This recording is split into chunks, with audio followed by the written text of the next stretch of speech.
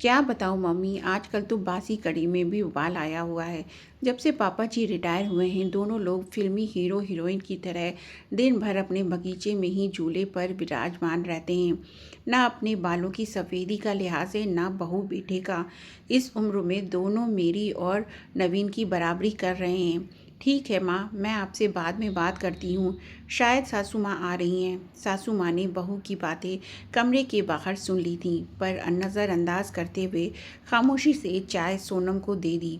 सासू माँ बहू सोनम को चाय देने के पश्चात पति देव अशोक जी के लिए चाय ले जाने लगीं।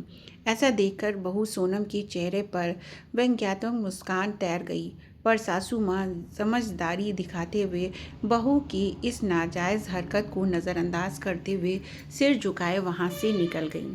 पति के रिटायर होने के बाद कुछ दिन से ही उनकी यही दिनचर्या हो गई थी। आजकल सासू माँ प्रभा जी अपने पति देव अशोक जी को उनकी इच्छानुसार अच्छे से तैयार होकर अपने घर के सबसे खूबसूरत हिस्से में अपने पति देव के साथ झूले में बैठकर उनको कंपनी देती थी। प्रभा जी ने सारी उम्र तो अपने बच्चों के लिए लगा दी थी। कोठीनुमा घर अशोक और प्रभा का जीवन भर का सपना था, जो उन्होंने बड़ी मेहनत से साकार किया था। ऐसे मनमोहक वातावरण में वहाँ पर लगा झूला मन को असीम शांति प्रदान करता। पहले वे और अशोक इस मनमोहक जगह में कम समय के लिए ही बैठ पाते थे। प्रभा अनमनी होती तो अशोक बड़े जिंदा दिल शब्दों में कहते, पार्टनर रिटायरमेंट के बाद दोनों इसी झूले पर साथ बैठेंगे और खाना भी साथ में ही खाएंगे। आपकी हर शिकायत हम दूर कर देंगे। फिलहाल हमें बच्चों के लिए जीना है। बच्चों के कैरियर पर बहुत कुछ बलिदान करना पड़ा।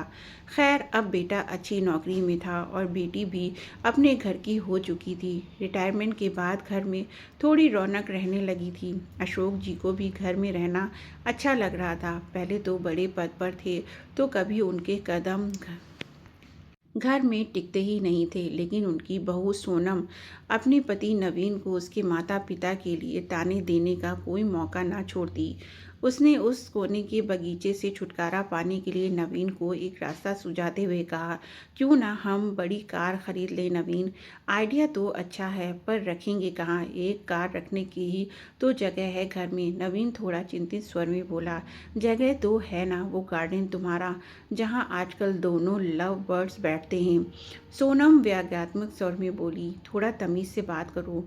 नवीन क्रोध से बोला, लेकिन फिर भी सोनम ने अपने पति को पापा जी से बात करने का मन बना लिया।